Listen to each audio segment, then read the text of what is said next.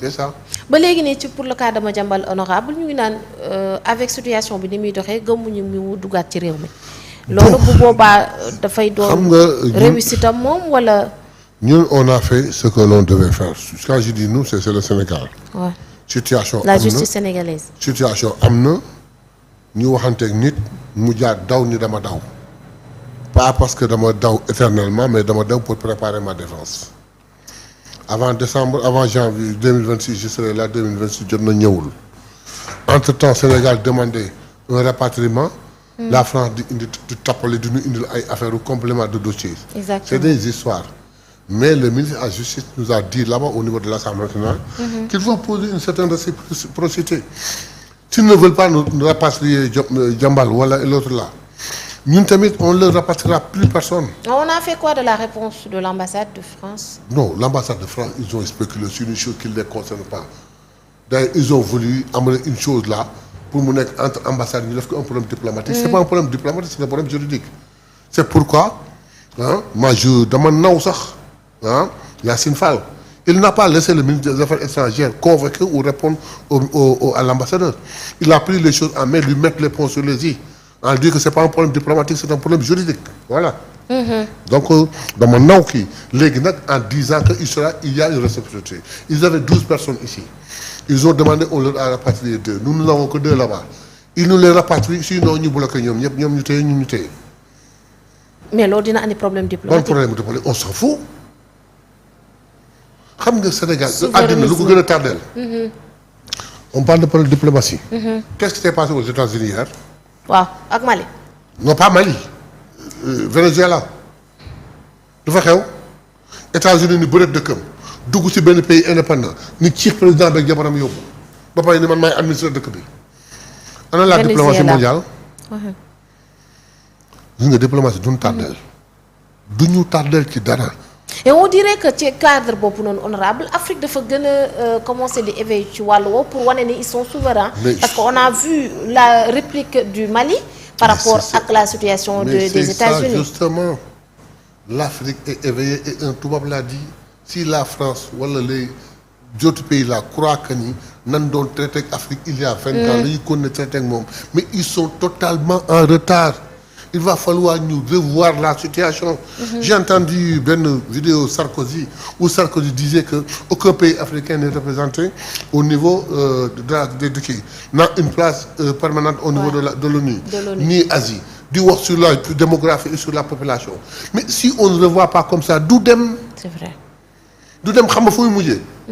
La société des nations bu ñu fay jógee di ñëw aux Nations Unies. ban si jógee situation yi mel nii la donc il falloir revoir toute cette situation là que l'Afrique am ay représentants permanents et consorts ñu xam ni ñuy doxalee. te loolu lu koy maye honorable. mais conscience mondiale une conscience mondiale. On remet les pendules à l'heure on regarde la situation actuelle et ñu agir en fonction en conscience. Et quelle que soit la situation ñoom aussi ils ont besoin de l'Afrique aussi. mais non justement ils ont besoin de nous plus que nous ayons besoin d'eux. C'est le cas xam nga bu njëkk.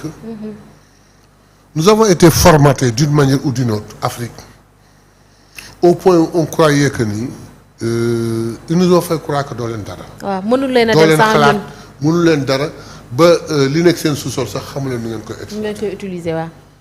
Ils ont fait ce qu'ils ont voulu. Ils ont commencé par l'esclavage.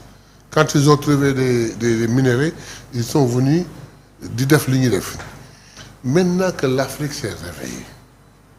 L'Afrique xam na ni man maay berceau maa toog. ci loo xam ne moom la àdduna bi soxla ñoom ñoo ma soxla. maintenant laajuma leen kilowuma leen dàquma leen baneetuma leen. C'est le cas du Sénégal. ñun bañ ñu kenn nous disons même pas à la France dégage. C'est une petite structure qui dit France dégage. Nous ne disons pas France dégage. Nous devons dire à notre France laissez-nous notre espace. Nous n'avons pas de camp chez vous. Sortez de notre camp. dem leen ñibbi. dem leen ngeen ñibbi ku ne toog këram. Vous voulez qu'on collabore venez. Dites-nous sur quoi voulez-vous qu'on collabore. ñu def ko gagnant-gagnant. ñeen bañ a ñëw loxo yi neen ñibbee loxo neen ñun ñu bañ a toog loxo neen gisee loxo neen ñu toog déggoo juboo sur un tel point et on l'exécute ensemble mais toog leen ngeen ni nëpp ñëw jël suñuy matière première yóbbu taxawal doxal seen réew def fa ay plus-value yu dul jeex génn duñu ko jaayee 100 fois le prix bi doon dem ba pare duñu imposer les prix des matières premières yooyu moo jeex c'est fini. loolu c'est fini il faut qu'on arrête. D'accord alors honorable ñu wax ci visite le premier ministre. On l'a vu à Khelcom hein. J'ai vu les vidéos tout de suite. J'ai vu les vidéos au Touba et consort à Khelcom. C'était formidable, les gens ont aimé, j'ai aimé. Bon, c'est vrai qu'en fin d'année là, il a une vacance. Il est allé dégg naa fii dafa doon def jàll ji mais il en a profité. Waaw. Pour faire un petit tour avec ses liens naa gis naa ci Cheikh Bara gis naa ci Cheikh Thioro Mbacké gis naa ci Jamil Sané et consort, c'est fantastique, les gens ont aimé. Mais comme il nous l'a dit. Waaw. On va reprendre le Nemmeeku Tour. Comme ça mooy Nemmeeku Tour bi Pastef daan def comme ñu nekkee ci opposition bi su ko defee dans chaque département mu teg fa tànkam nit ñi ba gis ko les gens ont besoin de le voir les gens ont besoin de voir Ousmane Sonko même si à distance pour savoir que voilà il est là et c'est lui ça la dafa leen di réconforter. dafa leen di jox du courage. loolu du entaché dara par rapport ak liggéey bi ñu koy xaar. Mais non, attendez, il va pas le faire au moment où la République a besoin de lui. D'accord. Il peut travailler lundi, mardi, mercredi, jeudi, vendredi, samedi, dimanche, il est libre, hein? Les week-ends. Ouais, les week-ends. Samedi, dimanche, il va dans un département, le dimanche soir, il rentre, lundi, il reprend son boulot. Ensuite, les gens ont besoin de congé. Il a droit à un congé, il attend le congé pour le faire. On trouvera un moyen pour que nous devenions aujourd'hui, nous sommes dans tous les départements.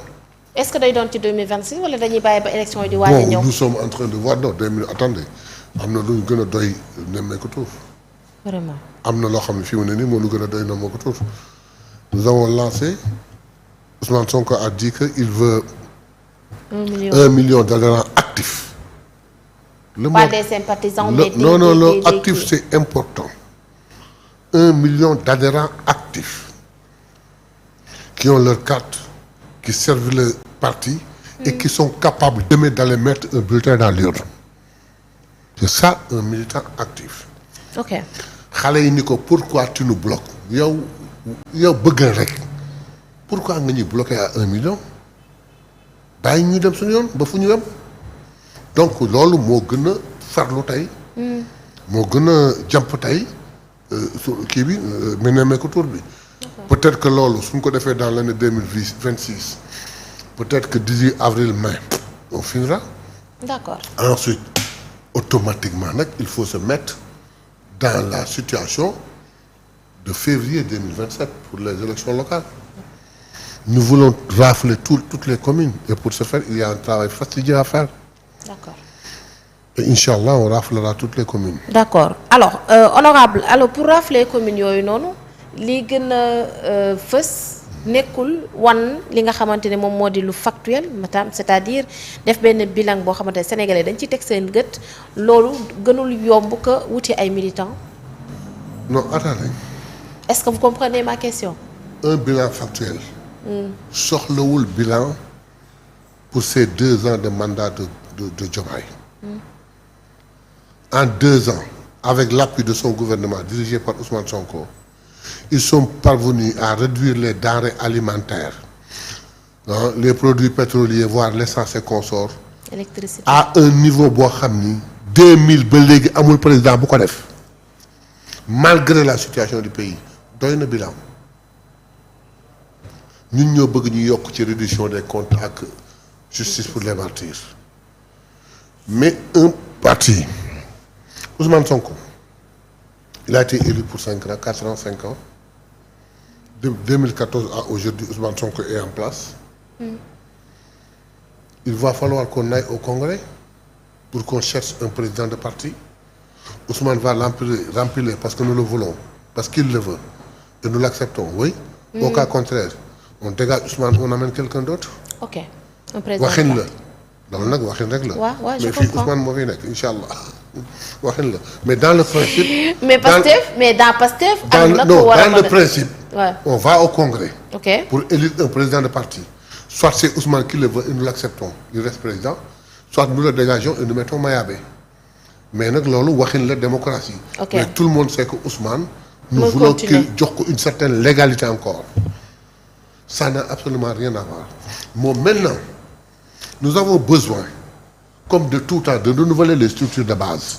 Mais pour ce faire, il faut commencer par la vente des cartes. D'accord. De nouvelles cartes. Bu njëkk dans nos cartes, c'était même pas numéroté, on ne savait pas, on avait même.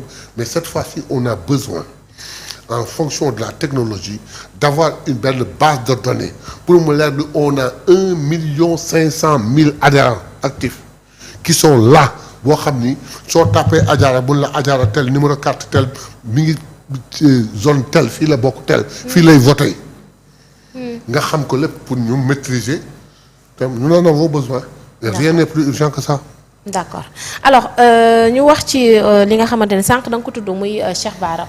dafa wax ci les premières dames du président de la République tey bu ñu demee loo xamante ni dañ ko doon.